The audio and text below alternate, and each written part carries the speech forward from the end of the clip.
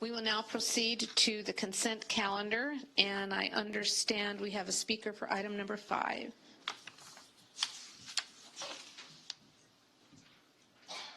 Thank you. Alan Ferdman.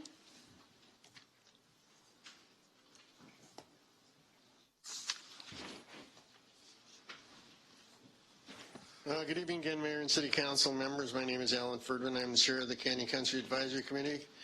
Mayor McLean, I was very, very pleased just a minute ago to hear you talk about that we need to do some things based upon the fires that have plagued our local area.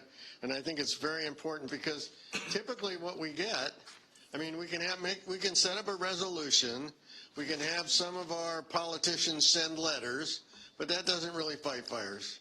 We need to do things that will help us mitigate the problem all around the city. You know, when we talk about a green belt around the city, that's a green belt after the winter rains in the spring when everything is blooming well, and then in the summertime the sun browns it out, and by fall it becomes a fire material.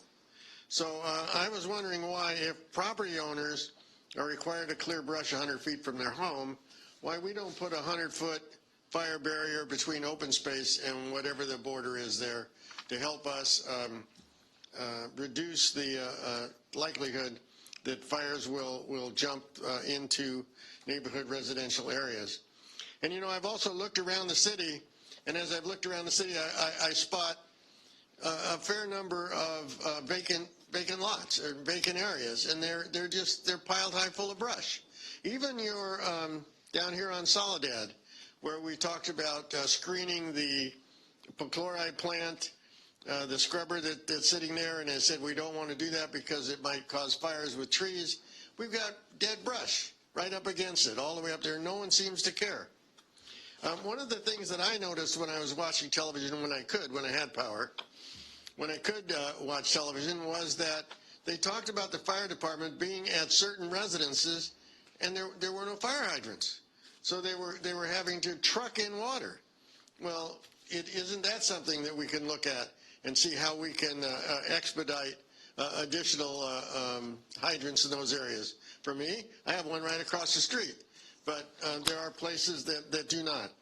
And lastly, shouldn't we have planned and produced places where we can, or hydrants or whatever, along the border of open space so that we know that we have water available to fight those kind of fires?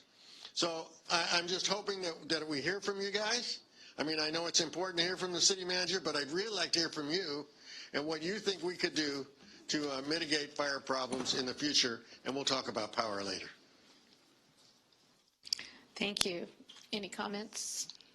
Okay. May I please have a motion to approve all items? So moved. Second. Roll call, please.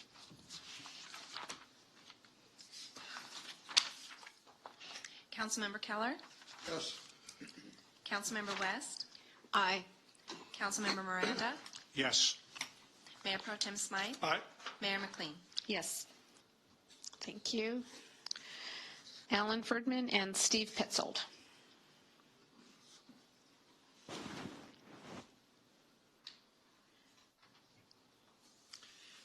Good evening again, Mayor and City Council members. My name is Alan Ferdman. I'm the Chair of the Canyon Country Advisory Committee. And I believe that the PUC, the electric companies, and you are failing us. There's absolutely no reason why they should have shut power down if they were maintaining their systems and they were keeping up with what's necessary. Look, today, or in the past, when a company provides a service, they want to provide more. They want to grow. Instead, our electric utilities for the past 10, 15, 20 years have done exactly the opposite. They want to shut the power down in the summer when you need air conditioning the most, and they want to shut the power down in the winter when a fire occurs. And everything we do in today's world depends on electricity. You can sit there and ignore me right now, but if the power went down right now, that would end this meeting. Could you get home? Maybe not. When the traffic lights aren't running, if you had an electric car and you were trying to charge it, it wouldn't work. And most importantly, those people that depend upon emergency medical services that plug into the wall, they may have battery backup, maybe the battery backup fails, or it depends on how long it's going to be before they no longer work. When they shut the power off, they didn't do it to keep us safe. They did it because it was going to reduce what they claimed to be their ability to fight litigation. But what happened? When they turned the power back on in one case, it had a nice load on the other side of that transformer, so they blew it and started a fire. So there's dangers and risks in shutting the power off. There's dangers and risk in turning the power on. And as far as keeping the power on, the biggest risk is not maintaining things. Didn't we have a fire that started when a tree branch fell and took a power line down? Why was that tree branch still there? Because they weren't maintaining their systems. Look, it's important because right now the public is concerned. Generators are flying off the shelves of every supplier in Santa Clarita. You can't buy a big generator in Santa Clarita right now because they're all gone. Pretty soon you're going to start hearing about problems related, if this continues and the power goes down, you're going to start hearing about problems when people try to hook up their generator to their house and end up getting hurt. We're going to start talking about the problems in storing large amounts of gasoline in order to power those generators. So I suggest not making a recommendation tomorrow. I recommend making a demand tomorrow that we turn around and have our utilities man up, do what they're supposed to, maintain their facilities in a way that provides us with power 100% of the time. Thank you. Thank you. Mr. Petzold, Steve Petzold.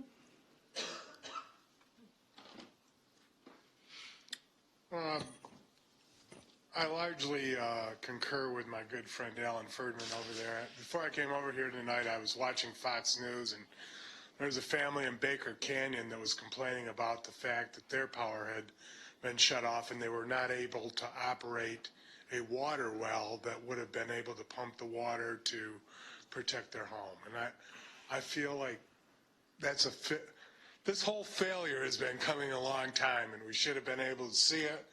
Many people did see it from the time that we first experienced problems with energy here in electrical generation here in California, dating back to Gray Davis. I don't know what to say about this situation other than it was totally predictable and that it's costing us now and we're reaping what we sowed. We didn't sow anything is the problem. We didn't do the upgrade to the infrastructure. We didn't harden the distribution lines. We were focused on, green energy. We focused on the generation of the energy without focusing on the distribution of the energy. And that is the core problem. So at this point, I would say that, given the fact that we've heard from the city manager that really this is outside of our jurisdiction, I would urge you to take a neutral position and see how the PUC decides tomorrow, because literally what you decide here tonight will have no impact on what they do tomorrow. But this is a complete mess, and we're suffering the consequences for the fact that there was no long-term planning with electrical generation and distribution in the state of California. Thank you. Mike Ryan.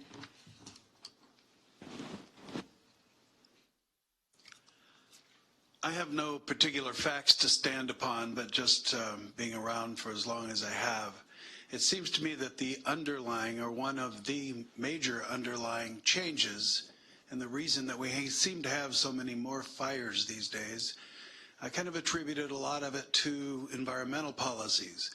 There was this whole thought of don't touch anything, don't cut down anything, let it grow, don't get rid of the underbrush in the forest, don't do any of that stuff that the fire departments used to do on a regular basis.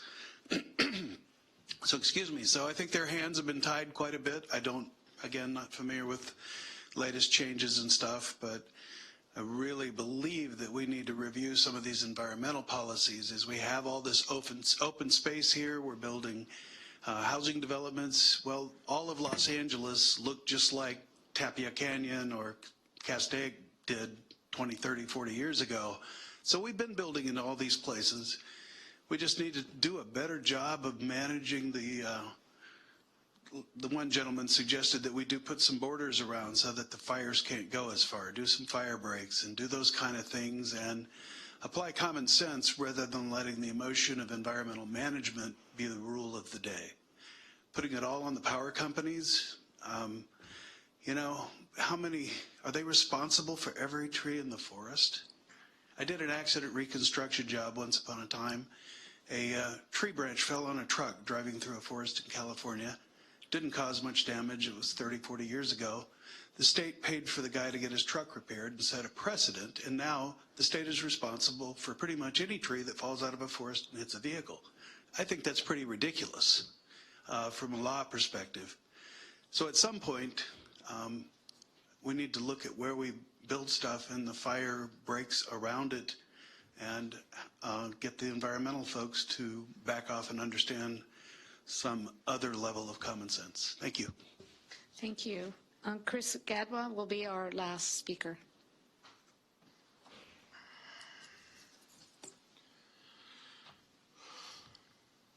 Mayor, City Council, thanks for having me.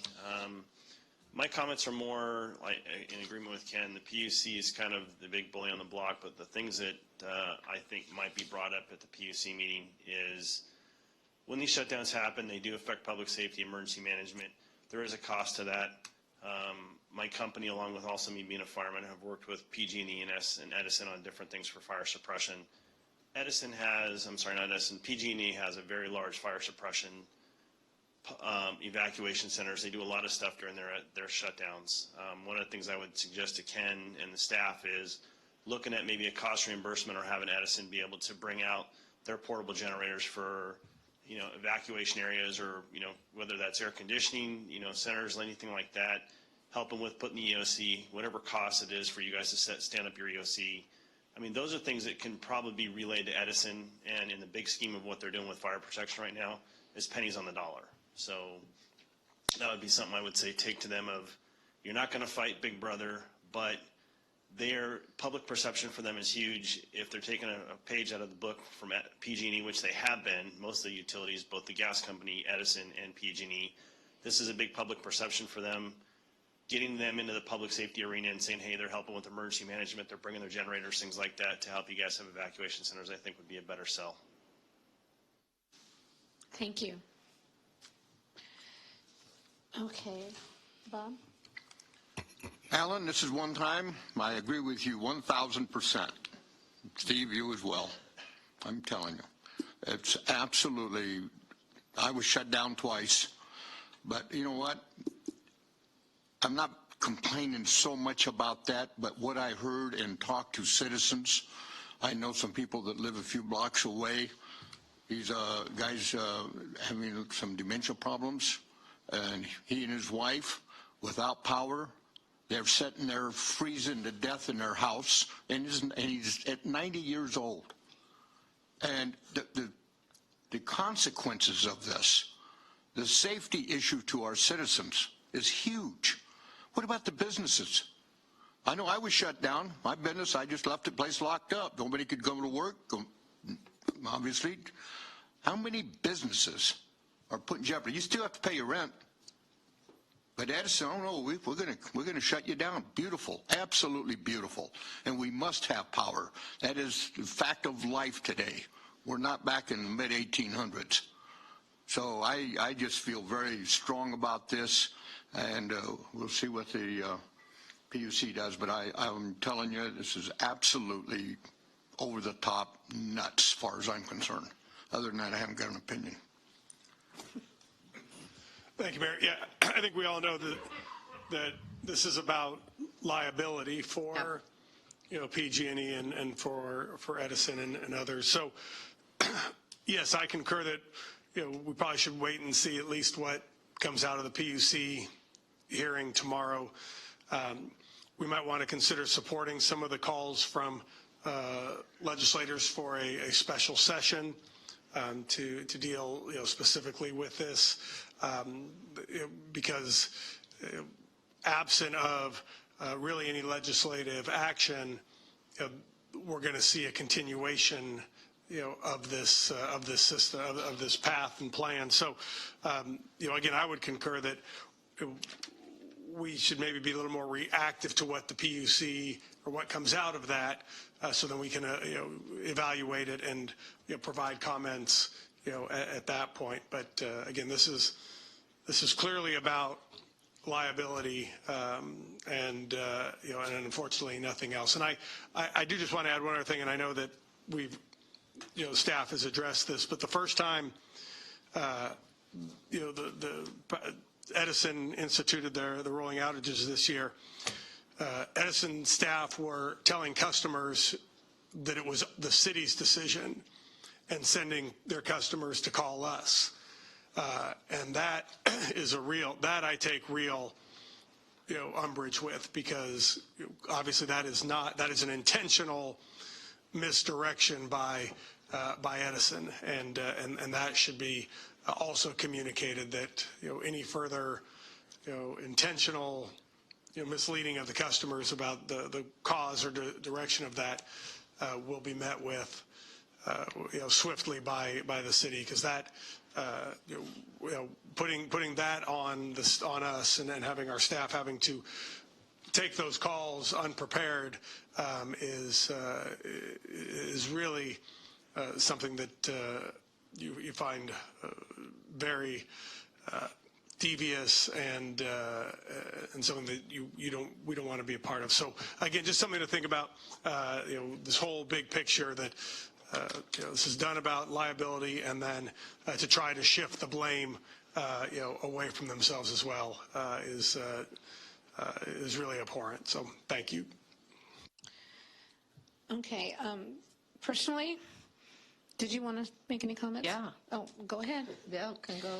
I'll wait until you're done. I just wanted to say, running out of power is completely different than shutting down due to you're wanting to avoid liability. It's a completely different issue. But for people on water wells, they can't water their animals. They can't put out fires.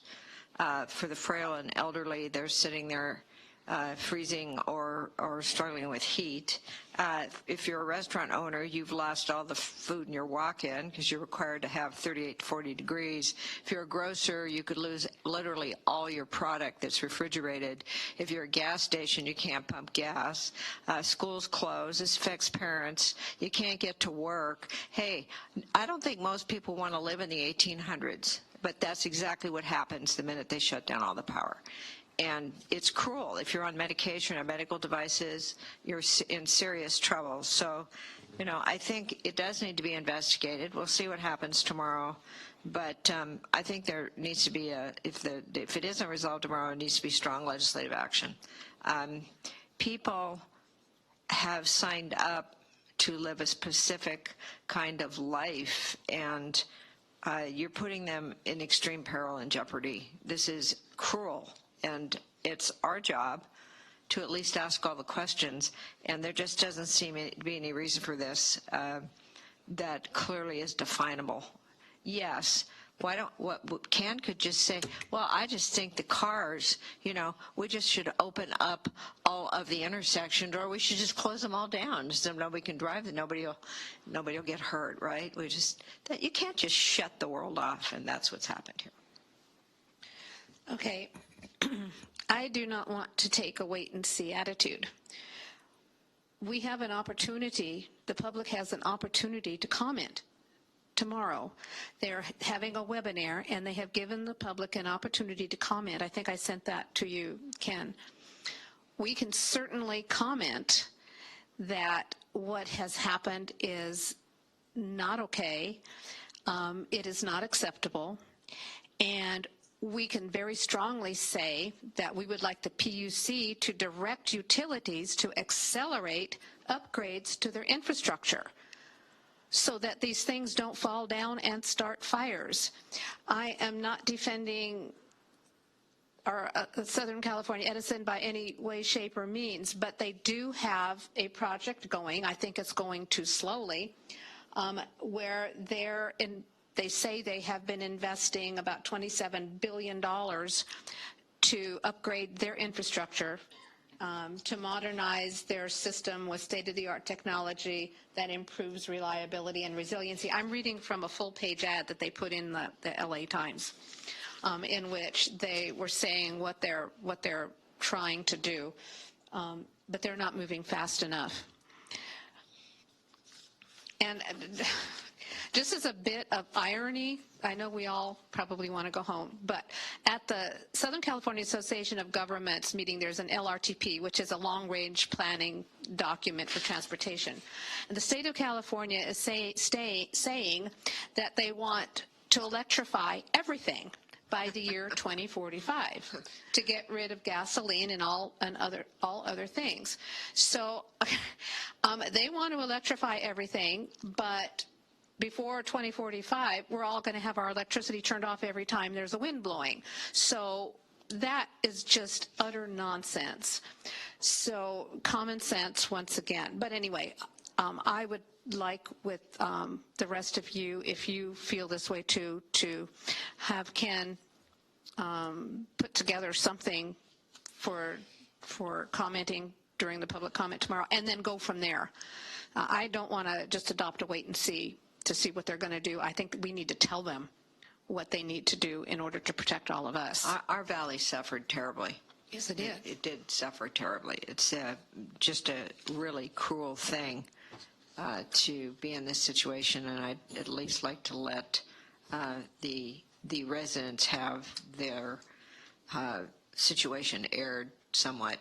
Yeah, I agree. I wasn't aware that there was a webinar, so so there is an opportunity for us to comment. Then I would concur with the mayor then to utilize that opportunity. If it's the council's preference, we can put together a letter and for 5 signatures and have it as part of the record for tomorrow's webinar. And we can also call in the webinar and see if we can get on the public comment speaking portion of it. I think both would be appropriate, right? I think we'd be okay with both. I agree. Both would be appropriate. Yeah, because we need to not just stand by and say we can't do anything. We need to at least try to do something. It'll be a strongly worded letter, though, right? Yes. Yeah. That's it. That's if the power allows him to transmit it.